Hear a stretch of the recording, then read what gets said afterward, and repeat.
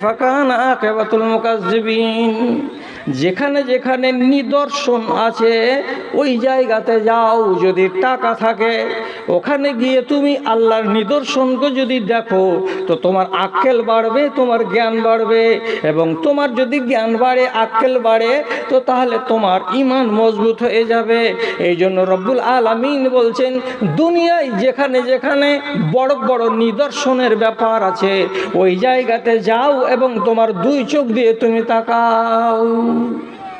আমাদের ভারতে কি আছে? কিছু নাই। যদি টাকা পয়সা কাউরি থাকে তো চলে যাবেন হজে। হজে যাওয়ার পরে ট্যাক্সিওয়ালাকে বলবেন 60 রিয়াল ভাড়া লাগবে। সামুদ জাতিকে আল্লাহ তাআলা যে গায়রত করেছিলেন যেই জায়গাটাতে, ওই জায়গা আপনাকে নিয়ে যাবে আর দেখে নিয়ে আসবে। যেখানে আদকে মাটির তলায় আল্লাহ তাআলা গায়রত করে দিয়েছেন, পাহাড়ে ঘর বাড়ি ছিল সবকে ধুলিস্যাৎ করে দিয়েছেন, ওই জায়গাটা যদি আপনি চোখ দিয়ে দেখেন তো আল্লাহ তাআলা বলছেন ওই জায়গাটা দেখো। আল্লাহর সঙ্গে বাকড়ামো করার ফল কি? যে রব্বুল আলামিন পাহাড়ের উপরে তৈরি করা ঘরগুলোকে ভেঙে তছনছ করে দিয়েছেন। চোখে দেখো, দেখে জ্ঞান করো। হজে যাবেন, আরাফা থেকে মিনা থেকে হাঁটা দেবেন আরাফার দিকে, তো মাঝখানে একটা জায়গা আসবে কতখানি চওড়া, তো এই সামিয়ানার এই পালের কাপড় থেকে শুরু করে লাস্টের খুঁটির কাছে যে লোকগুলো বসে আছে এত দূর হবে। এটা কতটা জায়গা হবে? আমি অনুমান করে যদি বলি তো 50 মিটার হয়তো এই জায়গাটা হবে, বা 40 মিটার জায়গাটা হবে। এই জায়গাটা আছে, মিনা থেকে হাঁটা দেবেন আরাফার মাঠে, তো মাঝখানে এই জায়গাটার নাম হলো ওয়াদিয়ে মুহাসসার। আল্লাহ পাকের নবী বলেছেন এই জায়গা দিয়ে যখন হাঁটবে তখন আস্তে হাঁটবে না, তাড়াতাড়ি করে হাঁটবে, জোরে জোরে হাঁটবে, গল্প করতে করতে হাঁটবে না, ঝাড়া পায়ে হেঁটে পার হয়ে যাবে। আপনি তো জিজ্ঞেস করবেন কোনো আলেমকে, সারা রাস্তা হেঁটে হেঁটে যাচ্ছি আর আসছি, কোনো কথা হয় না, আর এই জায়গাটাতে যখন হাঁটতে যাচ্ছি তখন আমাকে জোরে জোরে কেন হাঁটতে হবে? কারণটা কি দর্শানো হয়েছে? যেই কাবাকে ধ্বংস করার জন্য আব্রাহা এসেছিল সেই জায়গাটা দিয়েই যাচ্ছিল মক্কার দিকে। আল্লাহর গজব চলে এলো ওই জায়গায়। আব্রাহা এগোতে পারল না, তার হাতি, তার ঘোড়া, তার সৈন্য সামন্ত ওই জায়গাতে বরবাদ হয়ে গেল। আর এই সূরাটাই আল্লাহ তাআলা বলছেন, আলাম তারা কাইফা ফাআলা রাব্বুকা বিআসহাবিল ফিল। এই কথাটা আপনার স্মরণে চলে আসবে। যখনই ওই জায়গাটা গজবের জায়গা হয়ে গেল, তখন গজবের জায়গাতে আপনাকে আরাম করতে বলা হয়নি, আপনাকে ধীর পায়ে হাঁটতে বলা হয়নি। গজবের জায়গাকে তাড়াতাড়ি করে কেটে পালাও, তাড়াতাড়ি করে হেঁটে চলে যাও। চোখে যদি দেখেন দুয়ানাও ঈমান বাড়বে, আর চোখ আপনাকে জ্ঞান দেবে, চোখ আপনাকে রাস্তা বাতলে দেবে, এবং চোখ আপনার ঈমানের ভোল্টেজকে বাড়িয়ে দেবে। জি, তবে না আপনি ভারী হয়ে থাকবেন। চোখ নষ্ট হয় কিসে কিসে? চোখ যদি নষ্ট হয় তাহলে মুমিনের চরিত্র নষ্ট হবে। আল্লাহ তাআলা নবী বললেন, হাইয়েনুনা লাইয়েনুনা। মুমিনেরা হলো নরম প্রকৃতির, মুমিনেরা হলো সরল মনের, এবং এই সরল মনা মুমিনগুলোর এই যে আদব কায়দা এটা নষ্ট হয়ে যাবে। এই জন্য আল্লাহ তাআলা বিধিবিধান আপনাকে দিয়েছেন, ওগুলো থেকে আপনাকে সাবধান থাকতে হবে। যেমন আল্লাহ তাআলা নবী বলছেন, ইন্নাল্লাহা কাতাবা লিইবনি আদামা হাজ্জাহু মিনাজ জিনা। আল্লাহ তাআলা বনি আদমের কপালে তার জেনা, তার ব্যভিচার অল্প করে কিংবা বেশি করে, কি কাউরির জন্য বেশি আর কাউরির জন্য কম করে অবশ্যই লিখে দিয়েছেন। কেউ অল্প করে জেনা করে, কেউ বেশি করে জেনা করে। এটা আল্লাহ তাআলা আদমের সন্তানদের কপালে লিখে দিয়েছেন। কেউ রেহাই পাবে না, কেউ রেহাই পায় না। ব্যভিচার করে কেউ অল্প, কেউ 8 আনা, কেউ 12 আনা, কেউ 1 টাকা। কেমন করে করে? তো নবীজি বলছেন, ফাজেনাল আইনে আন-নাজর। তোমার চোখ ব্যভিচার করে। চোখ কেমন করে ব্যভিচার করে? তো রব্বুল আলামিন বলছেন, একটা মানুষ যদি আজনাবী নারীর দিকে তাকায় আর তাকিয়ে যদি সেই নারীকে দেখতে তাকে ভালো লাগে আর যদি দেখেই যাই তো তাহলে তার চোখ জেনা করে যাচ্ছে। এই জেনা এবং প্র্যাকটিক্যালের জেনাতে আসমান জমিনের তফাৎ আছে। অঙ্গের দ্বারাই অর্থাৎ যৌনাঙ্গের দ্বারাই কোনো নারীর যদি যোনিকে ব্যবহার করা হয় তাহলে তার জন্য সাজা লেখা আছে, আর তার জন্য কাফারা, তার জরিমানা লেখা আছে। আর চোখের দ্বারাই যদি কোনো জেনা হয়ে যায় তো তার জন্য হদ জারি করা হবে না, তার জন্য শুধু তওবা এবং ইস্তেগফার আছে। ঈমান যেন নষ্ট না হয় তার জন্য আপনার এই চোখকে লাগাম লাগাতে বলা হয়েছে আল্লাহর নবীর ফরমানে। আমি যেন চোখটাকে নিয়ন্ত্রণে রাখি। এবার নিয়ন্ত্রণে রাখতে গিয়ে কত দূর রাখতে হবে তা রাসূল নিজের জামাই বাবু আলীকে ডেকে বলছেন, আলী শুনুন। কি বাবজি?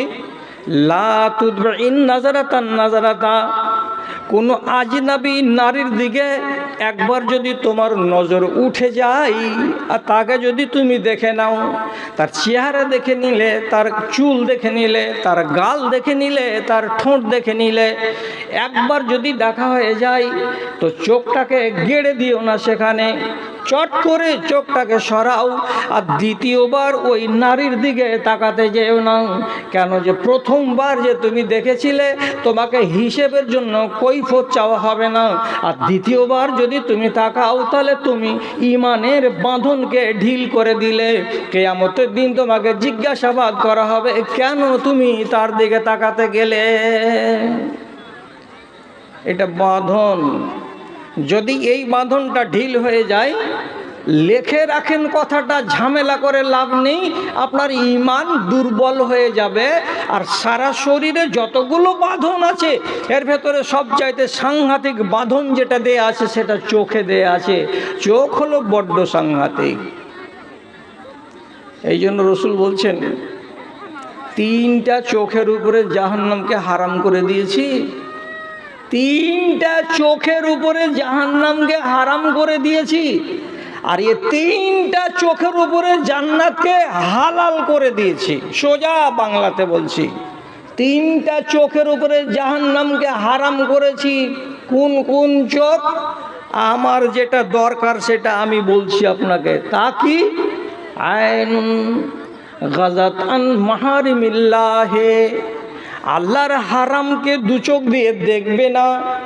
আল্লাহ যেটাকে নিষেধ করেছেন সে নিষেধের দিকে চোখ তুলে তাকাতে যাবে না। এমন যদি কোনো চোখ থাকে তাহলে রব্বুল আলামিনের নবী বলছেন এই চোখকে জাহান্নামের আগুন টাচ করবে না। আর কোনো চোখ যদি আল্লাহর হারামের দিকে তাকায় আর আল্লাহর হারামকে না দেখলে সে যদি থাকতে না পারে তাহলে পরে তাকে জাহান্নামের আগুন থেকে কেউ বাঁচাতে পারবে না। কত সাংঘাতিক জিনিস হলো। চোখের বিষয়টাকে বর্তমান জামানার লোকেরা হালকাভাবে নেই, অথচ আল্লাহ রাব্বুল আলামিন কোরআন মাজিদে শুধু মেয়েদের জন্য এই কথাটা বলেননি যে তোমরা চোখটাকে নিচু করে রাখো। আল্লাহ তাআলা একবার নারীদেরকে বলেছেন চোখ নিচু করে রাখো, আর তার পরের আয়াতে আবার আল্লাহ তাআলা পুরুষদেরকে বলছেন তোমরাও তোমাদের চোখটাকে নিচু করে রাখো। চোখ হলো তোমাদের ঈমানের ভোল্টেজ তৈরি করার মূল উপাদান। একে যদি ঠিক রাখতে পারো তো তোমার ঈমান উপর দিকে উঠবে, আর এটা যদি ড্যামেজ হয়ে যায় তো তোমার ঈমান নিচু দিকে যাবে। বুঝতে পারলাম না মৌলভী সাহেব? বুঝতে যদি না পেরে থাকেন তাহলে পরিষ্কার করে বুঝাচ্ছি। আল্লাহ তাআলা রাত করেছেন আরাম করার জন্য, আর দিন করেছেন খেটে খাওয়ার জন্য, রুজি তলাশ করার জন্য। কোরআন মাজিদে আল্লাহ তাআলা পরিষ্কার করে বলে দিয়েছেন ওয়া জাআলনাল লাইলা লিবাসা ওয়া জাআলনান নাহারা মাআশা। দিনের বেলায় রুজি সন্ধান করতে যেতে হবে, আর রাতের বেলায় তোমাকে ঘুমিয়ে তোমার শরীরে তাকত তৈরি করতে হবে। এইবার একটা মানুষ আল্লাহর কানুনকে মানে না, রাত্রি 12টা পর্যন্ত ফ্রি ফায়ার গেম খেলছে আর নাহি পাবজি গেম খেলছে। চিনেন? আপনার বেটাকে জিজ্ঞেস করেন, যার এখনো নাড়ির ঘা শুকায়নি, ও বলতে পারবে। পাবজি গেম কাকে বলে আর ফ্রি ফায়ার গেম কাকে বলে। সারা রাত কেটে যাচ্ছে, ফজরের বেলা ঘুমাচ্ছে, তখন ওই ঘুম কম কম হচ্ছে, ওকে মেকআপ নেওয়ার জন্য বেলা 10টা পর্যন্ত বিছানা ছেড়ে উঠে না, দিনটা নষ্ট করছে, রাতটাকে নষ্ট করছে। যারা, আপনি বলুন এইরকম মানুষের ইমান নিচু দিকে যাচ্ছে না এরকম মানুষের ইমান উপর দিকে যাচ্ছে? কে বিচার করবে এটা? দাদারা ভালো করে বুঝুন, সাঈদ বিন জুবাইরের মতো একজন আলেমে দিন, উনি উনার নিজের বেটাকে ওসিয়ত করে বলছেন, ইয়া ইবনি ইমশে ওয়ারা আল আসাদে ওয়াল আসওয়াদে ওয়ালা তামশে ওয়ারা আল মারাত। বেটারে, বাঘের পিছে পিছে হাঁটো, অসুবিধা হবে না। কালো কুত্তার পিছনে পিছনে হাঁটো, অসুবিধা হবে না। এর পিছনে পিছনে হেঁটে যাও, আমি তোমাকে বারণ করি না। কিন্তু ওয়ালা তামশে ওয়ারা আল মারাতে, কোনো বেটি ছেলের পিছনে পিছনে হাঁটিও না, তোমাকে বারণ করছি আমি বাপ হয়ে। আজব কথা, বাঘের পিছনে হাঁটো, কালো কুকুরের পিছনে হাঁটো, আমি তোমাকে বারণ করব না। কিন্তু কোনো মেয়ে ছেলের পিছনে পিছনে হাঁটিও না, আমি তোমাকে বাপ হয়ে বারণ করছি। কিসের জন্য তুমি বারণ করছো বাবা? একটা মেয়ে ছেলের পিছনে পিছনে হাঁটতে গেলে ক্ষতিটা কি হবে? তো বলছে, এজা আকালা সাবউ জাআতিদ দুনিয়া, তোমাকে যদি বাঘ উল্টো দিকে মুখ করে ধাওয়া করে আর তোমাকে কামড়ে মেরে ফেলে দেয়, তাহলে তোমার জীবনটাই নষ্ট হবে। ওয়াসাইরু মাল মারাতে তুজিউল আখিরাতা, আর আজনবী বেটি ছেলের পিছনে পিছনে যদি হাঁটো, তাহলে এই মেয়ে ছেলেটি তোমার আখিরাতকে বরবাদ করে দেবে, তোমার ঈমানকে সত্যানাশ করে দেবে। এই জন্য একটা নারীর পিছনে পিছনে হাঁটবে না, একটা বাঘের পিছনে পিছনে হাঁটা যায়। কেন? এই কথাটা কটা লোক মানবে? কটা লোক মানবে তো আপনাকে আমি মানাতে পারবো না। হযরতে মূসা একটা নেককার লোকের 2 বেটিকে পানি পান করিয়ে দিয়েছিলেন বিকাল বেলায়, সূর্য ডুবার আগে। আর এই মেয়ে দুটো ভিড়ে ইন্দারার কাছে যেতে পারে না। মূসা নবী পানি পান করিয়ে দিলেন, তো বেচারারা 2 বোন তাড়াতাড়ি করে বাড়ি গেল। বাপকে যে বলছে, আব্বা, একটা জোয়ান ছেলে যদি আমাদের পানি পান করাবার ব্যবস্থা না করে দিত, তাহলে আমাদের কত রাত হয়ে যেত আজকে। কোথাকার যে ছেলেটা জোয়ান, বালতি ভর্তি পানি তুলে আমাদের ছাগলকে পান করিয়ে দিল যে আমরা বাড়ি আসতে পেলাম। ওই বুড়া বুজুর্গ বলছে, বেটি যা যা যা, এই ছেলেটাকে ইন্দারের কাছ থেকে ডেকে নিয়ে আই। যা তো। 2 বেটির ভেতরে 1 বেটি আসছে। আল্লাহ তাআলা কোরআনে বলছেন, ওয়াজাআত ইহদাহুন্না আলা ইসতিহয়াইন, এই একটা বেটিকে পাঠালেন ওই লোকটা, যাও বেটি ওই ছেলেটাকে ডেকে আনো। মেয়েটি যেই এলো, তো পর্দার সাথে মুখ ঢেকে হিজাব পরিহিতা হয়ে 1 পা 2 পা করে হাঁটতে হাঁটতে মূসা নবীকে সেও চিনে না এবং মূসা নবী একেও চেনে না। তার কাছে এসে বলছে, ও ধন, ও লোক, তোমার বাড়ি কোথায়? তোমার বাড়ি কোথায়? তোমাকে আমার আব্বা ডেকে পাঠাচ্ছেন, চলো আমার সাথে সাথে। আমার বাপ ডেকেছে যেখানে, অর্থাৎ আমার বাড়ি, তোমাকে যেতে হবে। মূসা নবী বলছেন, ওই মেয়েই তো তোমরা, যে তোমাকে 1 ঘন্টা আগে তোমাদের বকরিকে পানি পান করিয়েছে আমি? বলছে, হ্যাঁ। কি জন্য ডাকছে তোমার বাপ গো? বলছে, হতে পারে তোমাকে বদলা দিবে, হতে পারে তোমাকে বদলা দিবে। মূসা নবী হাঁটতে শুরু করলেন, আর মেয়ে ছেলেটিও হাঁটতে শুরু করলো। এবার মূসা নবী হাঁটছেন পিছে পিছে, আর মেয়েটি হাঁটছে আগে আগে। 10টা মিনিট চলা হলো না, 10টা মিনিটও চললেন না মূসা নবী। মেয়েটিকে থমকিয়ে খাড়ো করে দিলেন, আর দেওয়ার পরে বলছেন, ও বাবা শোনো মেয়ে ছেলে, আমি একটা যুবক ছেলে তোমাকে বলছি, আমরা হইলাম নবীর জাত, বেটি ছেলের পিছনে পিছনে হাঁটা আমাদের অভ্যাস নয়। তাছাড়া কোনো একজন যুবক বেটা ছেলে তার সামন দিয়ে একটা আজনবী বেটি ছেলে হাঁটবে এবং তার পেছনে পেছনে যুবক ছেলেটা হাঁটবে, এটা ইমানের জন্য সাংঘাতিক ক্ষতিকর ব্যাপার।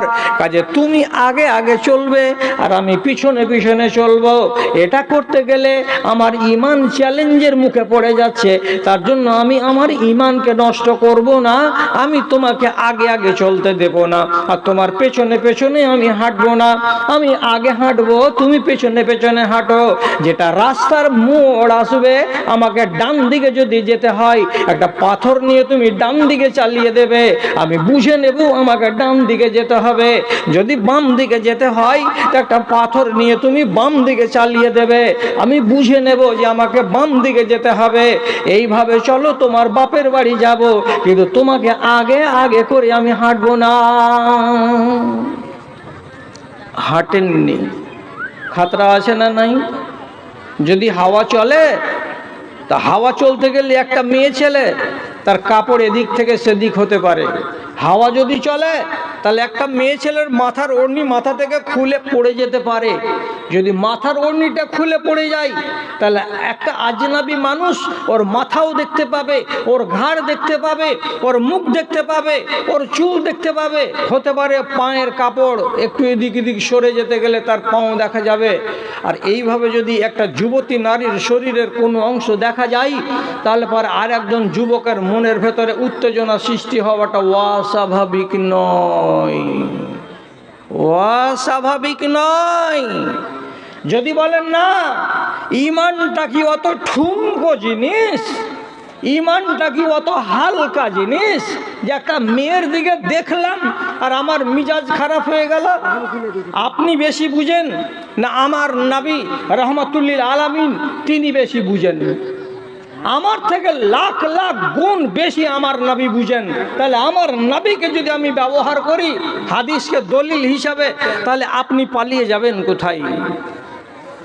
রাসূলুল্লাহ বাইরে যাচ্ছেন একদিন, তো বাইরে যেতে যেতে রাস্তাতে দেখতে পেলেন একটি মেয়ে ছেলেকে।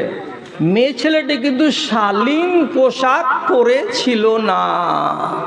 লক্ষ্য করবেন কথার দিকে, মেয়ে ছেলেটি শালীন পোশাক পরে ছিল না। ওর দিকে যখন রাসূলুল্লাহ দেখলেন, চোখ পড়ে গেল এক নজর। তো এক নজর চোখ পড়ে যাওয়াতেই মনের ভেতরে এক্সাইটমেন্ট তৈরি হলো, মনের ভেতরে উত্তেজনা তৈরি হলো। আর এই উত্তেজনা যদি কোনো রমণীকে দেখে তৈরি হয়, তাহলে এটাই গুনাহের কারণ হয়ে দাঁড়াবে, ফিতনার কারণ হয়ে দাঁড়াবে। তার জন্য রসুলে পাক সাল্লাল্লাহু আলাইহি সাল্লাম করলেন কি, আর বাইরের দিকে গেলেন না, সাথে সাথে উল্টো পথে হাঁটা দিলেন। হন হন হন হন করে হাঁটতে হাঁটতে বাড়িতে এসে ঢুকছেন। প্রথমে কার বাড়ি পড়লো? তো বিবি উম্মে সালমার বাড়ি পড়লো। উনি উম্মে সালমার বাড়িতে ঢুকছেন। ওয়াহিয়া তামাসু, হাদিসে লেখা আছে, তিনি তখন চামড়াকে চুনের পানি দিয়ে পরিষ্কার করছিলেন ধীরে ধীরে। কেন যে তিনি চামড়াকে পরিষ্কার করতে জানতেন। চামড়াকে পরিষ্কার করছেন, এমন সময়তে নবীজি ঘরের ভেতরে ঢুকে গেলেন। আর যাওয়ার পরে বিবিকে বলছেন, কি করছো তুমি? তো বিবি বলছে, আমি চামড়া পরিষ্কার করছি চুনের পানি দিয়ে। আল্লাহ পাকের নবী নিজের বিবিকে ইশারা ইঙ্গিতে বলছেন, হাত ধুয়ে নাও, চামড়া রেখে দাও, আমি যেটা বলছি সেটাই কাজ আগে করো।